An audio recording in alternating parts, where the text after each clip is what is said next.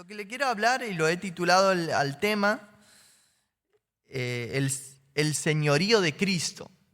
El señorío de Cristo. Bueno, ¿de qué se trata? También saludamos a los de transmisión. Seguramente hay alguno de Villángela, un villangelense allí mirando, conectado. Bueno, mandamos saludos a todos ellos también, ¿sí? El señorío de Cristo. Cuando hablamos del señorío de Cristo, nosotros somos cristianos. ¿Hay alguien que no aceptó al Señor Jesucristo, que no recibió? Aquí ya los más chicos ya conocemos de la palabra de Dios, ¿sí? Pero cuando decimos que vamos a Cristo, se nos presenta el Evangelio, se nos presenta que nosotros estamos muertos en delitos y pecados, y que a partir de ese momento, cuando hemos recibido esa noticia tan maravillosa que es Cristo muriendo a la cruz, clavando todos nuestros pecados para darnos libertad. ¿Libertad de qué? Del mundo, libertad del diablo, libertad del pecado y libertad del infierno, para recibir algo precioso en nosotros. Amén. Nos da el Espíritu Santo. Así que el que tiene el Espíritu Santo está libre, ya no está esclavo, así dice su palabra. Y nosotros lo tomamos a Jesús como nuestro Salvador. Es el que viene y de allí de lo profundo te saca. Dice que Él produce el querer como el hacer por su buena voluntad. Por lo tanto, estábamos muertos, no teníamos aliento de vida. Pero Él viene y sopla en nosotros y nosotros comenzamos a tener vida y vida de Dios. Amén. Esa es la salvación, ahí está. A Jesús lo tenemos como nuestro Salvador, como alguien que nos rescató, que nos liberó. Pero también le llamamos Señor. ¿Qué significa llamarle Señor? El Señor es aquel que está sobre algo o alguien y gobierna todo. Gobierna todos los asuntos que le competen. Y el Señor, cuando pasa a ser, o Jesús, cuando pasa a ser nuestro Señor, realmente tenemos que entender que Él debe gobernar todos los aspectos de nuestras vidas, todas las áreas de nuestras vidas, ya sea en la familia, en el trabajo, en el hogar, en las reuniones que hacemos. El Señor debe gobernar.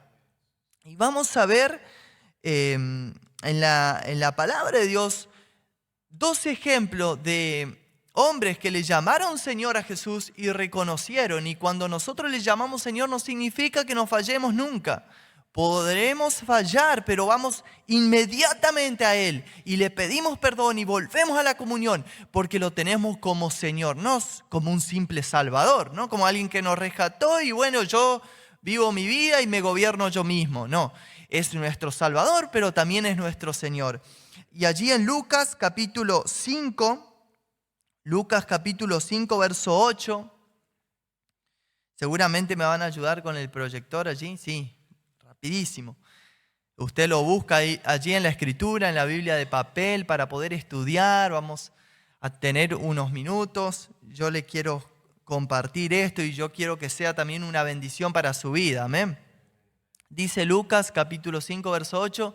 Viendo esto, Simón Pedro cayó de rodillas ante Jesús, diciendo: apártate de mí, ¿cómo le dice?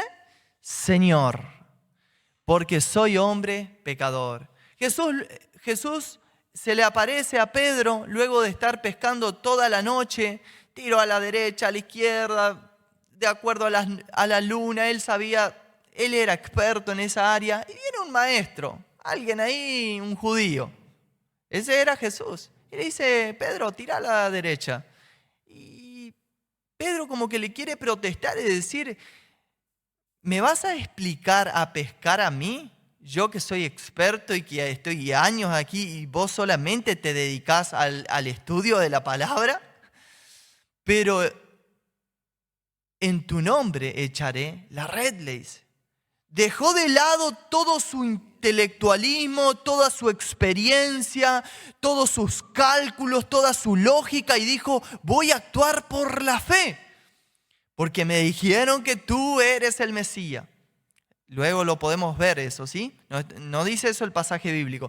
Pero allí Pedro lo que hace es echa la red en el nombre del Señor y el milagro ocurre. Y cuando ocurre el milagro, él reconoce inmediatamente que no está simplemente ante un maestro, ante alguien que por casualidad le podría decir, mirá, tira allí, justo de casualidad pescó. No, estaba ante el Señor, ante el dueño del universo. Reconoce por eso lo que te lleva y nos lleva a nosotros cuando reconocemos a Jesús como nuestro Señor a caer de rodillas delante de Él y humillarnos y reconocer que nosotros no somos nada y Él es todo. Amén. Gloria a Dios. Y tenemos otro pasaje también allí en Mateo capítulo 26, verso 22. En la cena del Señor, en la última que va a compartir, hasta luego. En el reino compartiremos todos juntos, amén. ¿Cuánto tienen esa esperanza? Jesús, allí están todos disfrutando de la cena y hace una pregunta fuerte, dura y dice, ¿alguno de ustedes me va a traicionar? Es como que aquí, bueno, el pastor no está, pero sí está aquí los hermanos, alguno de ellos se levante, Rubén Fischer aquí se para y dice, uno de ustedes me va a traicionar. Pero ¿cómo? ¿Cómo puede ser? ¿Quién? ¿Quién va a traicionar? Jesús en esa reunión hace esa pregunta y los discípulos empiezan a decir, entristecido en gran manera, dice el versículo 22, comenzó cada uno de ellos a decirle, soy yo, Señor. Se hicieron la pregunta. Nadie estaba seguro hasta que llegó la pregunta. Llegó la pregunta y dice, ¿seré yo, Señor, que te voy a negar? Y muchas veces nos podemos hacer esta pregunta porque fallamos de continuo. ¿Seré yo el que voy a dejar de luchar? ¿Seré yo el que dejaré de avanzar? Pero note una palabra muy importante ahí. No le dice Jesús, no le dice Salvador, no le dice Maestro. ¿Cómo le dice? Señor. Señor, cuando le llamamos a Jesús Señor, decimos, Señor, yo quiero que gobiernes mi vida. Y estos discípulos, excepto Judas, que justamente aparece en un texto aparte, y hay una gran diferencia. Y quiero usar estos dos ejemplos negativos ahora. Ya he usado dos ejemplos positivos de que cuando le llamamos Señor hay algo tremendo que ocurre. Pedro fue usado para predicar el Evangelio, los discípulos fueron predicados para anunciar el Evangelio, fueron martirizados, pero todo lo hicieron por el nombre de Cristo. Pero un poquito más adelante ahí, en Mateo 26, verso 25, Judas también está en ese grupo. Entonces, respondiendo Judas, el que le entregaba, dijo, ¿soy yo? ¿Cómo le dice? Maestro. ¿Tiene ahí en la escritura? ¿Soy yo, maestro? Le dijo, tú lo has dicho. Ya no lo tiene como su Señor, no lo reconoce como el que gobierna su vida, sino lo tiene como un simple maestro.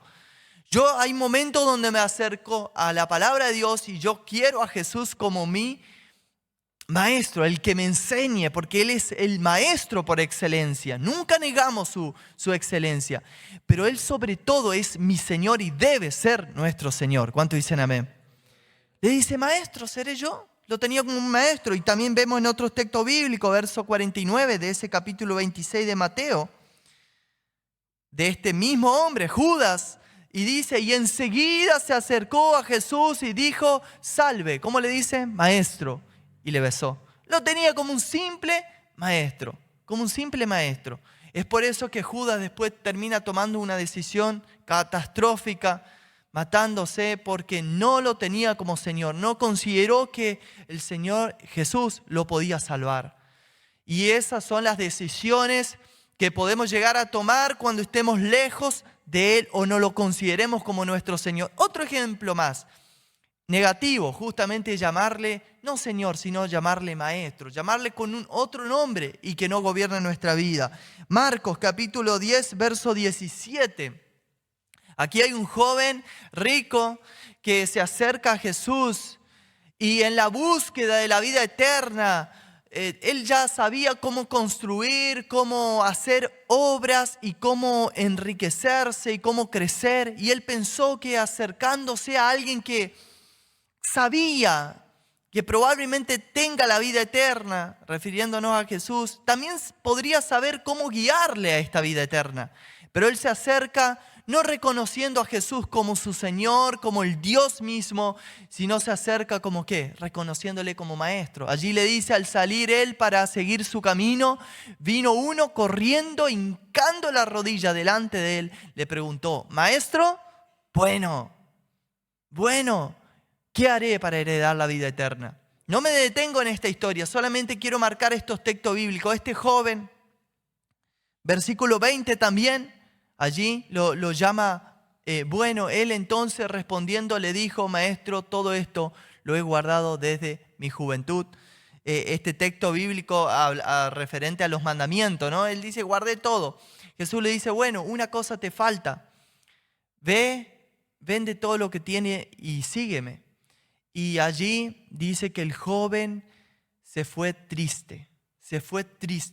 ¿Por qué? Porque nunca consideró, allí dice, pero él afligido por esta palabra se fue triste porque tenía muchas posesiones.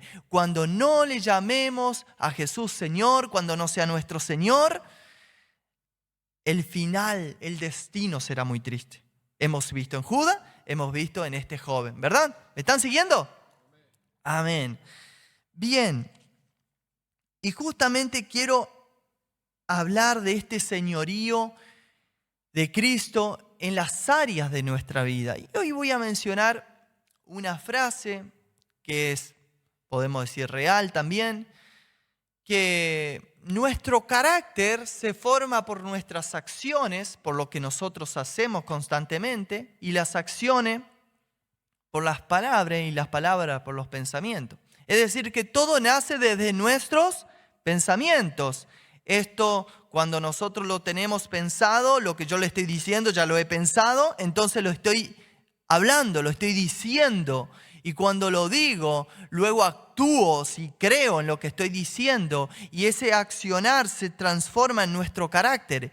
Y Dios quiere que nosotros tengamos la imagen de Jesucristo, que seamos conforme a su imagen. Él dice que en su palabra, que todas las cosas a los que aman a Dios le ayudan a bien. Esto es, a los que conforme a su propósito son llamados, para que seamos como la imagen de Él. Dice el verso 29 ahí, que me ayuden ya que están muy activos, los felicito. Dice, porque a los que antes conoció también los predestinó para que fuesen hechos conforme a ¿qué? A la imagen de su Hijo. A la imagen de su Hijo. Los problemas que pasamos, las circunstancias que pasamos, nos ayudan a bien. ¿A qué bien? ¿Y qué bien es ese? Ese bien es que seamos a la imagen de Jesús.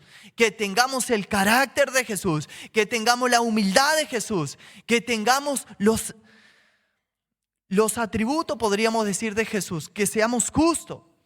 Que seamos humildes. Que seamos santos. Que seamos puros. ¿Amén? ¿Me están entendiendo? Sí, todo es para que seamos a la imagen de Jesús. Entonces todas las cosas me ayudan a bien. Se me rompió algo, no, el Señor me va a proveer otra cosa. No, ya te está ayudando para bien. ¿Para qué bien? Él te está trabajando en tu carácter, en tu persona, y te está moldeando a su imagen. Amén.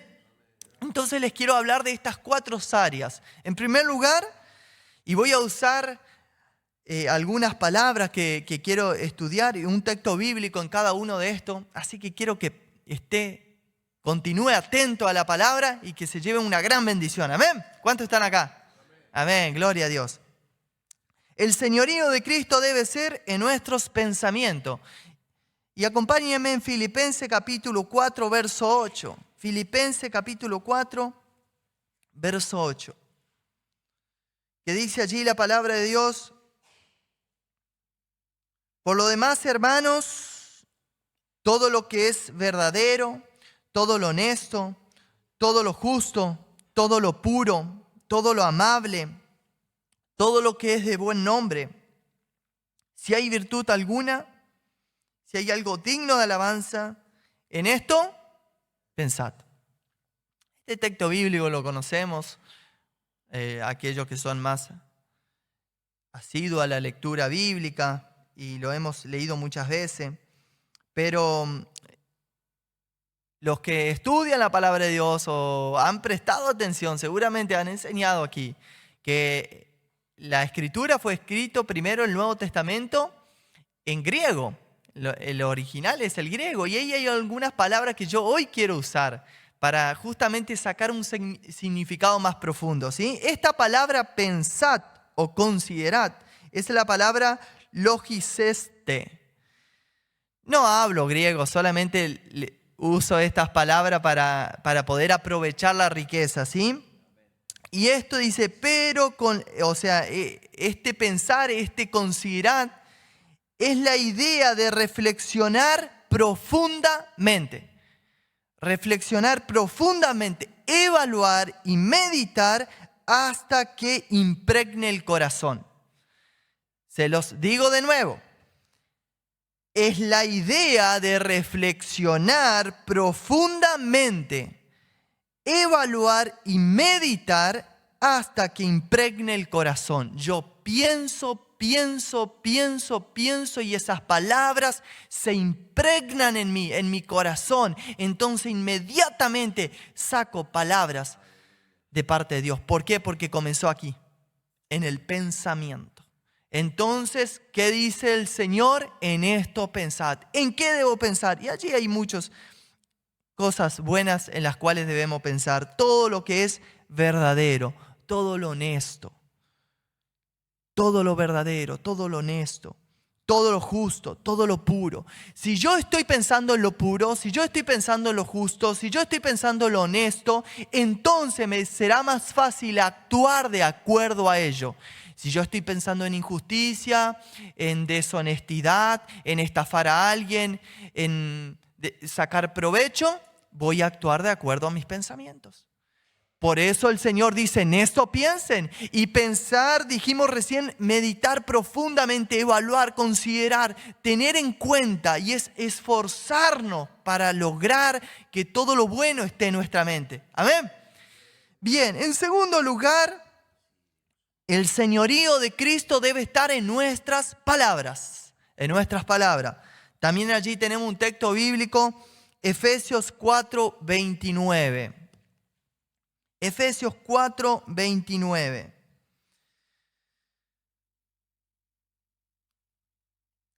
La palabra de Dios dice de la siguiente manera: ninguna palabra corrompida salga de vuestra boca, sino la que sea buena para la necesaria edificación, a fin de dar gracias a los oyentes. Vamos de nuevo con la lectura. Ninguna palabra corrompida salga de vuestra boca, sino la que sea buena para la necesaria edificación, a fin de dar gracias a los oyentes.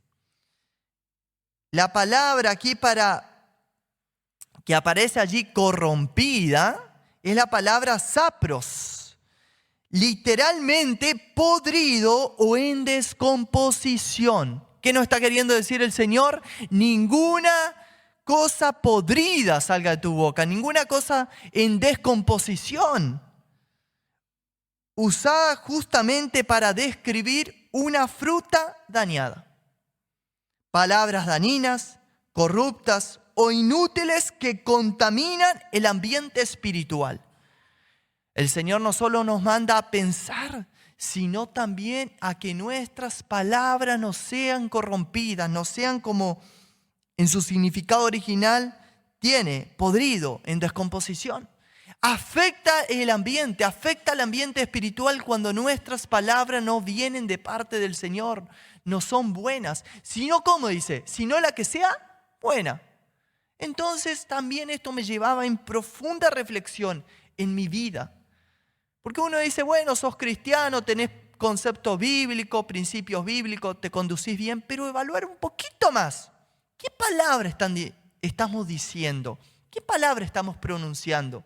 Muchas veces decimos palabras que no tienen propósito alguno. Lo que el Señor está queriendo decir en este texto bíblico, si vas a decir algo, decilo con una intención. Y esa intención que sea buena, ese propósito que sea bendecir a la otra persona. En otras palabras, usar las palabras donde pueda alentar a la otra vida, puedas construir. Esta palabra edificación es construir una casa sólida, firme, en donde nuestras palabras den ánimo, den consuelo a la otra vida. o exhortación o corrección, está ayudando a la otra persona y no la estás destruyendo.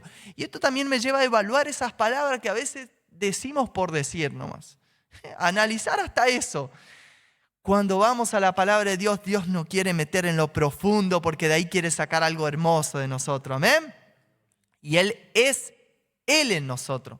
Nosotros humanamente no podemos, es Él. A través del Espíritu Santo toda esta cosa la podemos hacer. Entonces, el señorío de Cristo, ¿en dónde debe estar primero? En nuestros pensamientos. El señorío de Cristo debe estar en nuestras palabras. El señorío de Cristo también debe estar en nuestras acciones. Y acompáñenme allí en Colosenses capítulo 3, verso 17.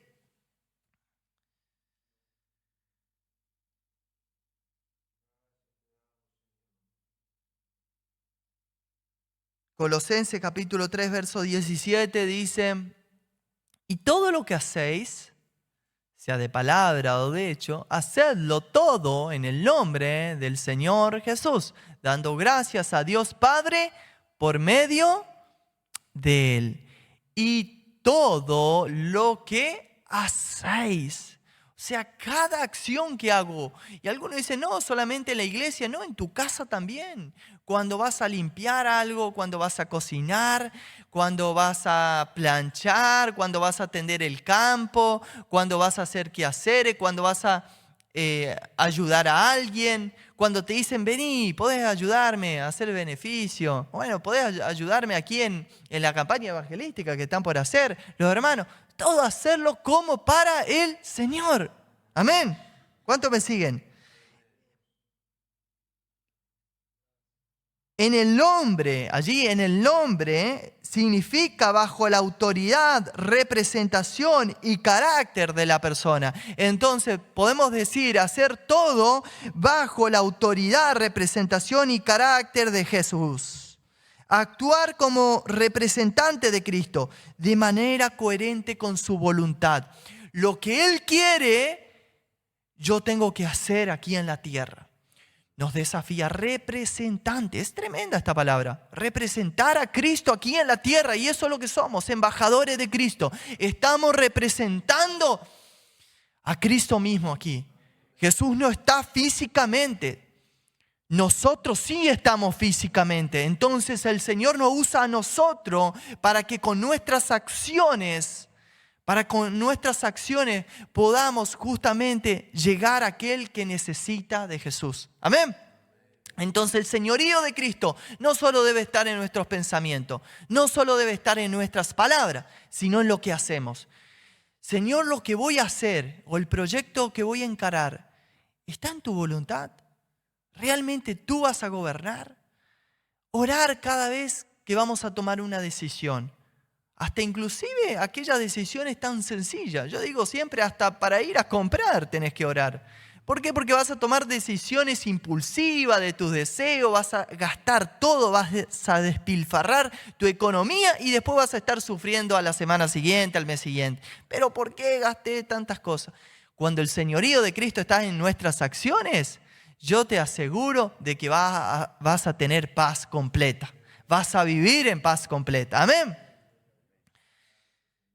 Y en último lugar, en nuestro carácter. El señorío de Cristo debe estar en nuestro carácter. Y vamos a compartir Gálatas capítulo 5, verso 22 y 23. Y allí el hermano ya compartió este texto bíblico. Vamos a verlo un poquito en profundidad. Dice, más el fruto del Espíritu es amor, gozo, paz, paciencia, benignidad, bondad, fe, mansedumbre, templanza. Contra tales cosas no hay ley. Volviendo al versículo 22, allí la palabra karpos en el griego es fruto. Esto implica algo que nace naturalmente de una vida conectada con su fuente. Se lo repito, y es tremendo esto. Implica algo que nace naturalmente de una vida conectada con su fuente. No es algo que se forza, sino la manifestación visible de una raíz espiritual real. No sé si usted sabe, Creo que sí. Pero cuando hemos recibido al Señor Jesucristo, Él lo selló con el Espíritu Santo de la promesa. El amor de Dios ha sido derramado en su corazón por el Espíritu Santo. Ha sido derramado en nosotros. Entonces vivimos con el Espíritu Santo dentro de nosotros. Y allí la palabra dice más el fruto, no dice frutos. El fruto, lo que sale del Espíritu, brota naturalmente. Es por eso que a usted nadie lo obliga a amar. Usted ama desinteresadamente porque hay algo que fluye desde su interior. Lo que quiere decir no hay ley. Él está diciendo no hay límite y nadie lo está obligando a usted. Tenés que amar, tenés que amar, tenés que amar. Te aconsejamos, te animamos, te recordamos lo que dice la palabra. Pero usted no lo hace por obligación, forzosamente. Usted no se goza forzosamente. Cuando usted se goza forzosamente significa que todavía no está el Espíritu Santo. Porque el Espíritu Santo produce gozo. Amén. ¿Cuántos tienen gozo? Amén. Decile a tu cara, por favor. Tenemos gozo en el Señor, ¿no? Estamos muy atentos y eso me bendice mucho también a mí, porque sé que están escuchando. Entonces, tenemos el amor de Dios en nuestros corazones, tenemos el gozo de Dios, tenemos la paz de Dios. Todo esto produce el Espíritu Santo naturalmente. Nadie te obliga, es el Espíritu que te lleva. Aquí están los pastores, los ministros, los maestros de la palabra, los profesores que enseñan la palabra de Dios, pero usted toma la decisión porque el Espíritu Santo es una fuente allí, naturalmente de una vida conectada con su fuente. ¿Y cuál es nuestra fuente? Es Jesucristo mismo a través de su palabra. Entonces ahí comenzamos a tener el carácter de Él. ¿Por qué? Porque todo fue trabajado en nuestros pensamientos. Porque desde allí comenzamos, cuando nadie te ve y usted está apartando un tiempo para estudiar la palabra de Dios, usted está apartando un tiempo para orar y decirle, Señor, ¿qué pensamiento tengo que sacar de mí? ¿Y qué pensamientos tengo que traer a mí? Y el Señor te evalúa y dice, y si esto es justo, si esto es bueno, agregalo a tu mente. Agregalo a tu mente. En eso comenzás a pensar. Y luego avanza un poquito más Dios y nos dice, bueno, cada palabra, medílas.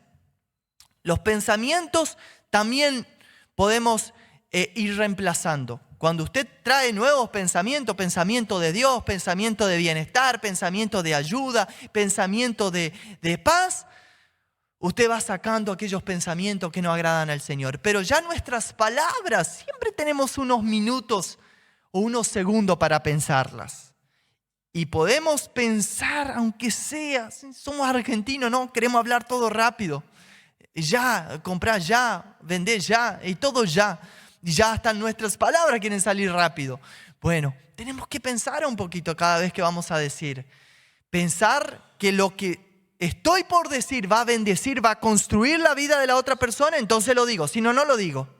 Si yo sé que lo voy a arruinar, que no voy a edificar la vida, no lo digo.